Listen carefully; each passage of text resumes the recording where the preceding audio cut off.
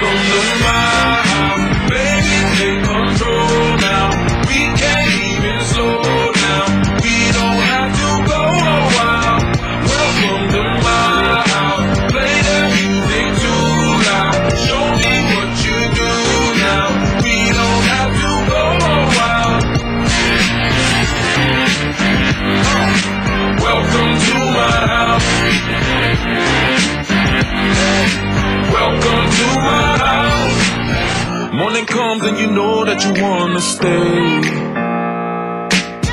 Close the blinds and pretend that the time has changed. Olá, muito boa tarde, Santa Catarina, começando mais um Jogo Aberto SC para todo o estado, hoje dia 2 de junho, quinta-feira, e as fotos que você viu, as belas fotos, são de Rafaela Martins e Fernando Remor, do Mafalda Preds, retratando um dos dois jogos aí da Série A dos representantes catarinenses que jogaram ontem. Coritiba perdeu para a Chapecoense 4-3 lá no estádio Dorival de Brito, enquanto o Figueirense venceu o São Paulo 1-0 às 9h45 da noite. E aí as fotos que você viu foi desse segundo jogo aí, um tabu de quase 11 anos, Claudionir Miranda, que foi quebrado ontem. Ótimos resultados aí para Santa Catarina ontem na Série A, hein? Não tenha dúvida, realmente ótimos resultados. E ontem foi a noite do 4, na quarta-feira, noite do 4. Chapecoense fez 4 em cima do Curitiba e entrou no G4.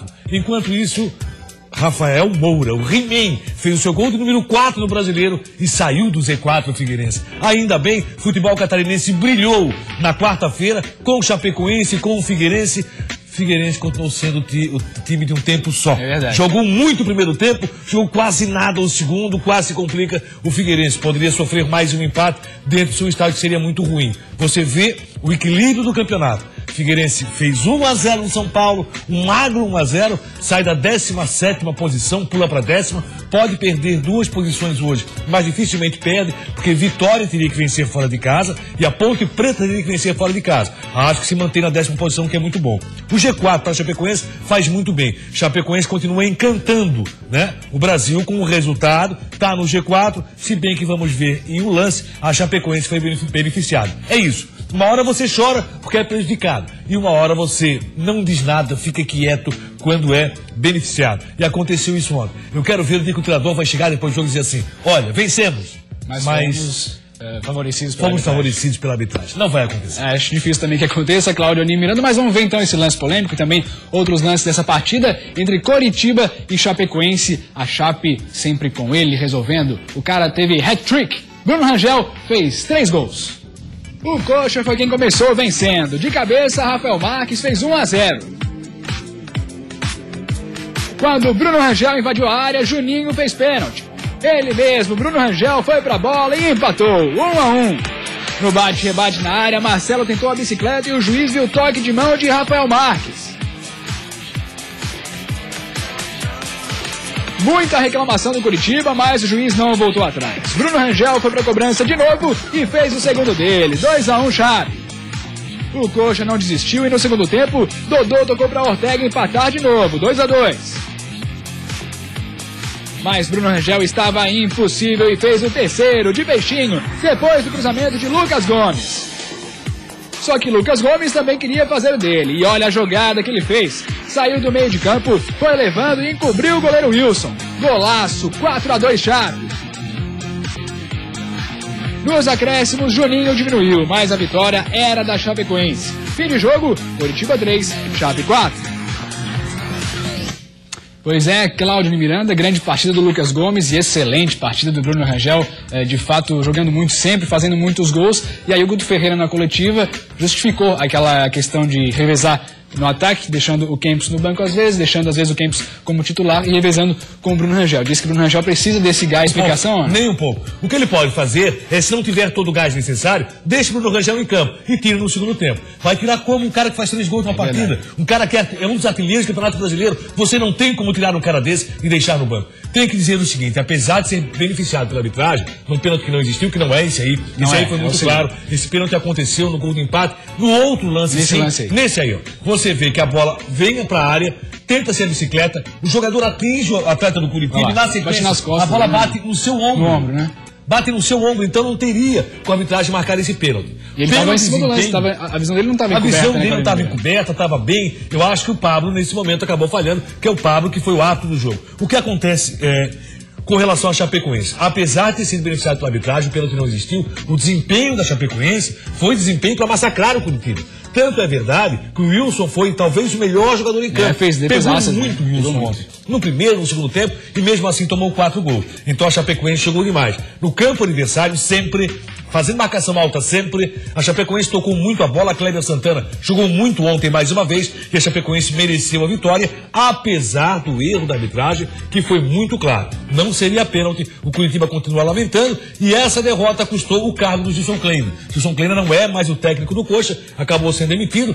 Iria ser demitido antes desse jogo, acabou não sendo, aí tiraram, o diretor de futebol queria sua demissão, e aí depois acabaram confirmando, Gilson Kleina não é mais o técnico Curitiba. E realmente valeu também pelo golaço Lucas Gomes. O Lucas Gomes lá no final da partida, ele saiu no próprio campo e marcou um golaço contra o Wilson. Ganhou na força no meio campo, né? Olha lá. Ele passou por 2 jogadores, e aí com muita tranquilidade, olha que ele observa o Wilson saindo do gol, ele poderia até fazer o passe, preferiu fazer a pintura de um belíssimo 4º gol, fazendo 4-2, Curitiba fez 4-3 no final, mas a Chapecoense, mais uma vez, inicia muito bem o brasileiro. Está no G4, está tendo nesse momento justamente aquela gordura necessária para quando cai um pouco, e isso vai acontecer tanto com o Chapecoense como com o Figueirense e as equipes catarinenses que disputam a Série B. Mas foi muito bom para o nosso futebol ter a Chapecoense vencendo e momentaneamente pelo menos no G4. Lembrando para você aí de casa que pode perguntar qualquer coisa aqui pra gente no 91358063 é o nosso WhatsApp, a gente vai ler aqui no ar. E Claudio Miranda, eu te faço uma pergunta agora. O Johan entrando como titular, convenceu?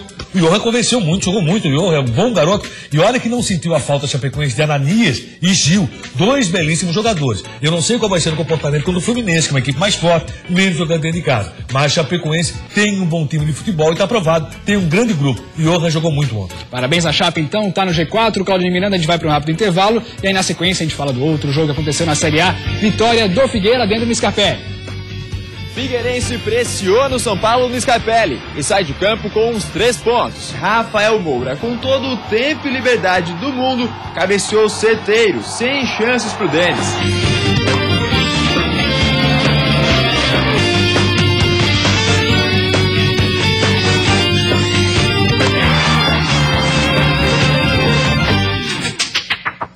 Meio-dia em 39, estamos de volta com o Jogo Aberto SC para falar agora da outra vitória que aconteceu, vitória do Figueirense no Orlando Scarpelli, quebrando um jejum de 11 anos contra o São Paulo, quase 11 anos, né? 10 anos e um pouquinho. E aí, quem foi decisivo para essa vitória foi Rafael Moura.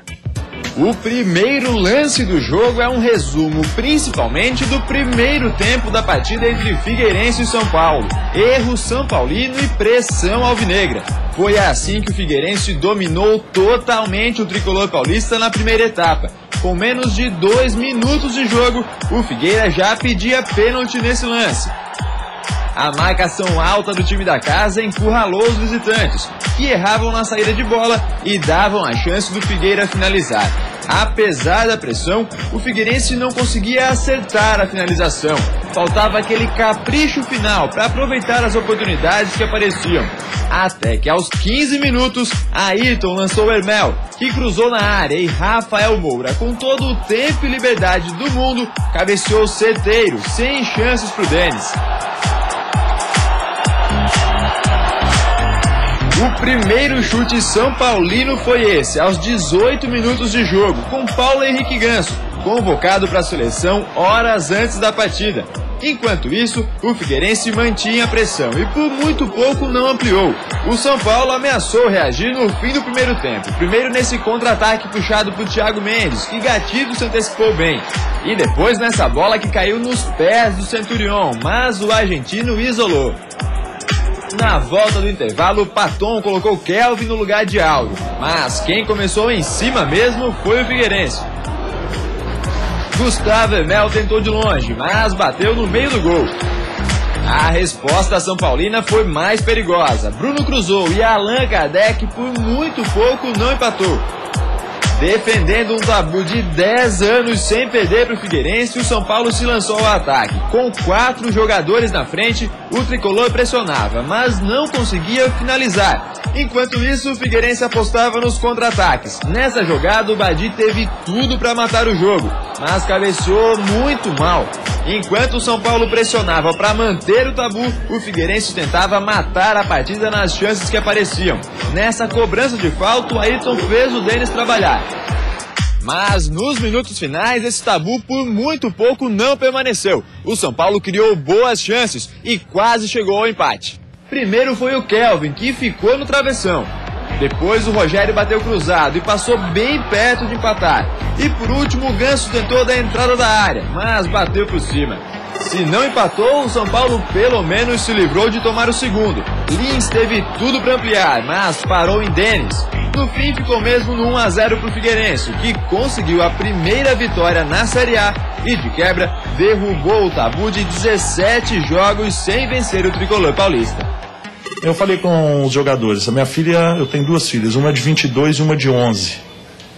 Né? Essa de 11, por exemplo, não tinha visto uma vitória do Figueirense sobre São Paulo, então não é fácil. Foram 11 anos. Né? E eu falei com os jogadores que hoje estaria tudo bem, justamente por isso, porque a gente estava aqui para ganhar do São Paulo. Claudio Miranda, tabu quebrado então, só que aquela coisa que você já vem repetindo, Figueirense, time de um tempo só, né? Primeiro tempo todo do Furacão e aí no segundo tempo acabou apagando. São Paulo ficou em cima o tempo todo. Mas vale ressaltar primeiro a relação custo-benefício de Rafael Moura, um cara que se entrega pro jogo, um cara que faz gols, tem 4 gols pelo time do Figueirense. Principalmente, muito bem. O primeiro tempo do Figueirense foi muito bom. Ah, mas o São Paulo veio com o time desfalcado. Esse mesmo São Paulo desfalcado jogou com o Botafogo, foi lá e ganhou o time do Botafogo. Ontem o Santos desfalcado jogou com o Corinthians ganhou por 1-0 e ninguém está dizendo, olha, o Santos jogando time desfalcado. Na verdade, o Figueirense aproveitou o momento, teria que aproveitar. Fez a vitória. Olha aqui, eu com muita tranquilidade na primeira etapa, poderia ter feito o placar maior, exigiu que o São Paulo jogasse no seu próprio esse lance aí, Claudio Miranda. Esse lance, até agora eu fiquei indeciso, acho que não. Na indecisão que eu tive, o árbitro deve ter tido. Acho que não foi pênalti, reclama muito o time do Figueirense que a bola teria batido no braço do defensor, mas eu não observei isso não, né? Ele baixou demais a cabeça, talvez a bola tivesse batido, mas não dá para marcar um pênalti dessa forma. Aí o que acontece? Pois bem, Figueirense mereceu um placar até maior no primeiro tempo pelo que jogou, pela voluntariedade, por jogar no campo adversário, ir para cima o tempo todo. Levantou a perna e o braço ao mesmo tempo, e a bola acaba batendo no braço. Rapaz, ele baixou a cabeça, levantou o braço e a perna e não dá pra ver direito da bola bateu. Aí não dá pra você dizer assim, o juiz deveria marcar um pênalti nesse lance, acredito que não.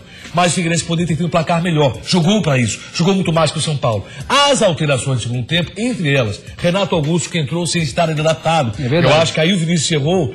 Pois é, ele preserva tanta gente, né? Isso, que o Figueirense voltasse demais. Desse espaço pro São Paulo. Mesmo assim, a vitória foi do Figueirense confirmada por um bom futebol no primeiro tempo, um determinado apagão no segundo, embora em chance de gol, o Figueirense tenha tido chance clara também no segundo, como o São Paulo com a bola no travessão do Kelvin.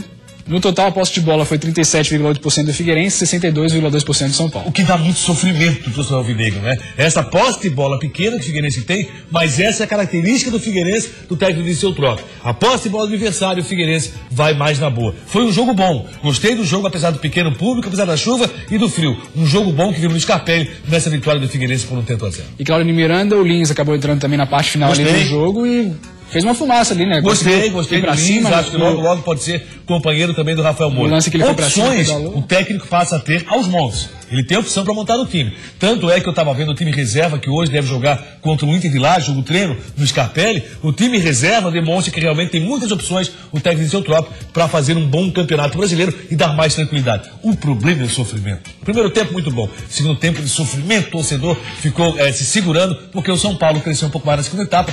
Até o Guilherme Queiroz entrando, também acho que foi um erro do Vinícius Tropa na partida. Mas pelo que você viu, o sofrimento tende a continuar ou tende a diminuir daqui pra frente? O Figueirense pega o América Mineiro agora fora de casa, né? Vai ser um jogo difícil, fora de casa. O América Mineiro tenta também a sua primeira vitória hoje à noite. Tem jogo hoje à noite com o América Mineiro. Tá lá embaixo no Campeonato Brasileiro, mas sempre é difícil você jogar fora de casa. Agora o Figueirense tem que fazer o seguinte: começar a propor um pouco mais o jogo fora. Não dar tanta liberdade para o adversário, não dar tanta posse de bola e tentar jogar assim, equilibrado, 2 tempos. O Figueirense joga muito um tempo e pouco no outro tempo. O mais equilibrado do Figueirense foi contra o Cruzeiro. Os jogos aí que tem hoje, portanto, para fechar essa quinta rodada, agora Mineiro, América Mineiro e Ponte Preta. O América vai jogar em casa, é o próximo adversário do Figueirense. Depois Flamengo e Vitória.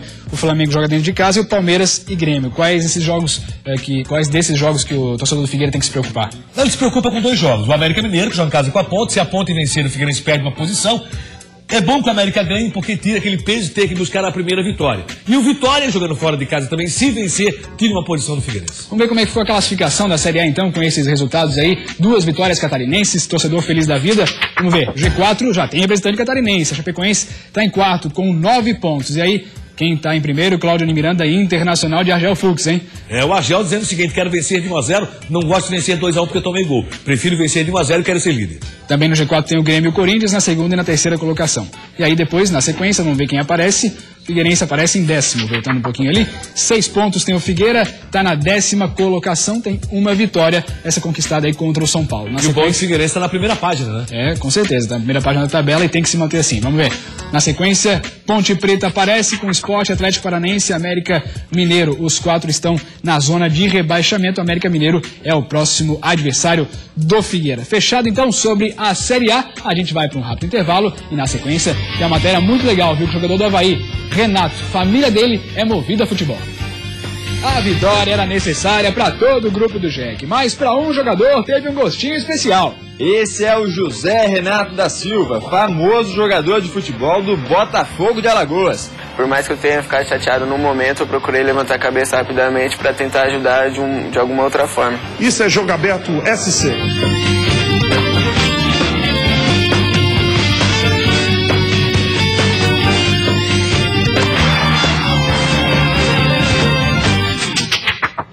Meio-dia 50, estamos de volta com o Jogo Aberto SC e agora para falar de Joinville, que acabou de conquistar sua primeira vitória na Série B e para um cara teve um gostinho ainda mais especial essa vitória. A vitória era necessária para todo o grupo do Jack, mas para um jogador teve um gostinho especial. Murilo vinha de lesão e acabou fazendo o gol que deu a primeira vitória ao tricolor na Série B. Aí machuca no jogo que marca o primeiro gol, foi na Copa do Brasil, então fiquei muito triste. Fiquei no DM bastante tempo, o pessoal do departamento que me deu muita força, né, e também não deixou eu desistir, não deixou eu agachar a cabeça para voltar logo, mais rápido, que eu tinha que me dedicar. Agora a dedicação se faz necessária para que o Jack continue vencendo e longe do Z4. O time saiu da zona de rebaixamento para ficar a 4 pontos das primeiras posições. Com apenas 7 pontos, um a mais que o Joinville, o Náutico é o próximo adversário e, de novo, fora de casa. A gente vai respeitando da mesma maneira que a gente vem respeitando o Tupi, né? A gente tem que respeitar a equipe do Náutico, também vem bem. E aproveitar também esses confrontos diretos, né? Confronto direto também, o Náutico acho que 7 pontos também, para ir buscar a segunda vitória fora, né? E aí depois, principalmente dentro da nossa casa, a gente vencer. Cláudio Miranda, Náutico e Jack, mais um jogo fora de casa para o Joinville, tem condições de vencer? Jogo difícil, complicado, o Náutico vem numa boa batida no momento, mas acredito sim muito no Emerson Maria, que foi o grande responsável pela vitória fora de casa contra o Tupi. O jogo é mais difícil, mais complicado, mas tem condições sim o Joinville. O empate, no equilíbrio que está o campeonato, é um bom resultado para o Jack. E Cláudio Miranda, você sabe que hoje o Criciúma está comemorando uma data especial ou não? Não tenha dúvida. 25 Copa do Brasil, meu amigo. 91, você lembra desse jogo aí? Lembro sim. Eu não estava no estádio no segundo jogo, estava no estádio no primeiro jogo. Eu também não estava no estádio não, estava nem no mundo, não tinha nem nascido Cláudio Miranda. Pois é. Vamos lá então falar de Criciúma, viu? O Juninho o Juninho tá aí se preparando e tá lamentando algumas coisas. Vamos ver o que ele tá lamentando. Um lance do último jogo ainda tá vivo na memória de Juninho. O placar era 0-0 e o gol, depois do passe de Roberto, faria Juninho se transformar em herói. Só que a ansiedade não ajudou. Não consegui perceber que dava pra dominar, que dava pra cortar ali. Depois do jogo eu procurei o vídeo, vi lá que tava muito sozinho mesmo, poderia ter cortado, poderia ter dominado e feito o gol. Mas na hora lá no calor do jogo, é outra situação, então... Por mais que eu tenha ficado chateado no momento, eu procurei levantar a cabeça rapidamente para tentar ajudar de alguma outra forma. O importante é que a vitória veio e, no geral, a atuação de Juninho foi boa.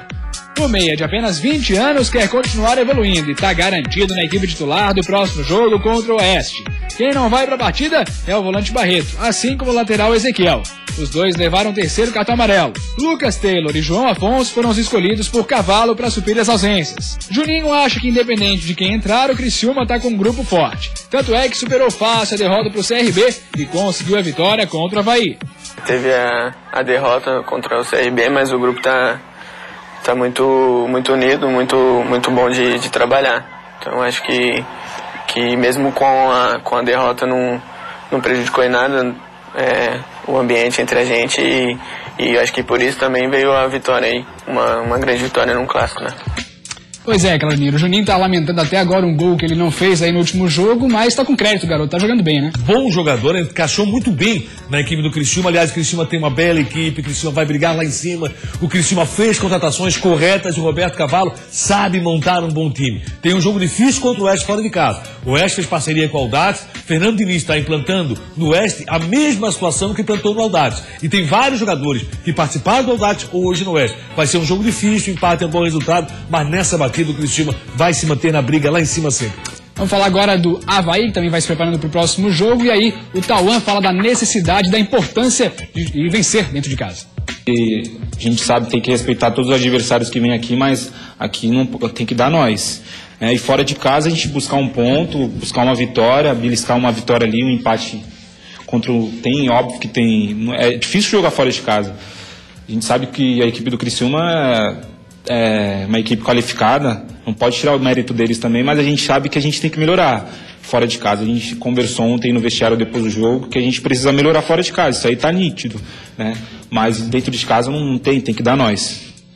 Claudionir, Avaí e CRB é no próximo sábado, o CRB vem de vitória, hein? Horário ruim, 9 da noite, o CRB tem jogado muito melhor fora de casa do que dentro de casa, por incrível que possa parecer. Isso aconteceu já no passado. Se o CRB pontuasse um pouquinho mais, estaria em uma boa condição, quem sabe está disputando uma Série A, se conseguisse isso dentro de casa. Fora de casa, CRB é perigoso. E Claudionir Miranda, você conhece Botafogo de Alagoas ou não? Cara, eu nunca ouvi falar do Botafogo de Alagoas, eu vi ele na chamada. Pois é, mas o pai de um craque joga lá, joga no Master. E essa questão do futebol, realmente acho que passou de pai para filho, viu? O cara joga muito. E quem foi na casa dele foi Eduardo Prestes, foi na casa do Renato, lateral do Avaí. Esse é o José Renato da Silva, famoso jogador de futebol do Botafogo de Alagoas. Tudo bem, é o time Master, já que ele já tem 50 anos de idade. Mas a categoria diz ele que ainda não perdeu. Eu queria que meu filho jogasse, eu vou torcer que ele chegue igual a mim, porque ele já é um craque, vai ser mais ainda. Se ele jogar igual a mim, porque dentro de campo eu sei, só dou bote certinho, apesar de ser essa altura aqui, jogo do primeiro volante, coisa mais linda tu vê eu jogando. O filho dele, o torcedor havaiano, conhece bem, é o lateral direito Renato, que na verdade pra família é o Júnior, e até a escolha do nome dele tem a ver com futebol. Antes eu espelhava muito no Júnior, aquele capacete que é do Flamengo, né? Aí eu cheguei no cartório assim e eu disse, olha, coloca o nome dele de Júnior. O cara disse, não senhora, não pode não, você tem que colocar José Renato da Silva Júnior.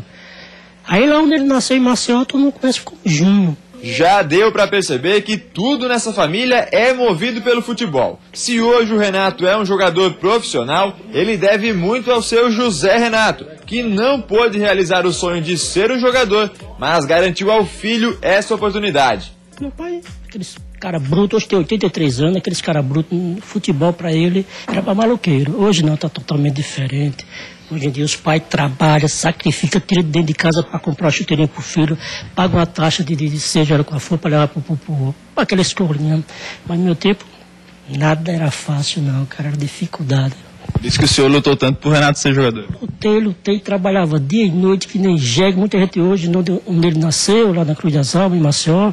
Você é muito besta, você é muito burro, isso não faz não. Como é que você tem 2 marmanjos em casa e você aí trabalhando dia e noite? E, rapaz, eu quero que aquele lá de cima um dia mostre pra mim realmente. Tá aí. E valeu a pena? Não tem nem como resposta agora, cara. E tudo isso que o seu José Renato fez é reconhecido pelo filho, o Júnior. E eu via isso. Eu sempre fui um cara que observava as coisas e eu via que nós, como muitas famílias aí, passamos por dificuldades, mas graças a Deus eu pude retribuir isso para eles. E é melhor parar por aqui, que eu acho que tu tá querendo também fazer eu chorar.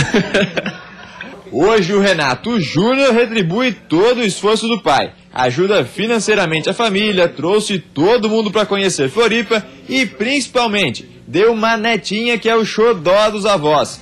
Tornou-se o filho que o seu José Renato e a dona Valderez tanto sonharam. Hoje ele é os nossos pés e nossas mãos, porque o pai não trabalha mais e ele, desde que começou a jogar no esporte no profissional, que nossos pés e nossas mãos. Assim é que a gente fala lá, né? Um modo de falar.